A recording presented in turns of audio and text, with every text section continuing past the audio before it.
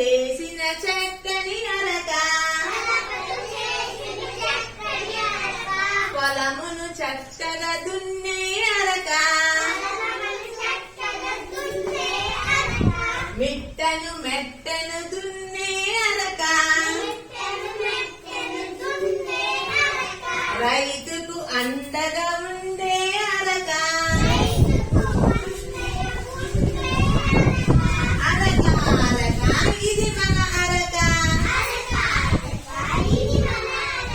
అరకను మీరు ఎప్పుడైనా చూసినారా? అరకతో ఏం చేస్తారు? దున్నుతారు. దేని దున్నుతారు? పొలమును దున్నుతారు. అరకను దేనితో తయారు చేస్తారు?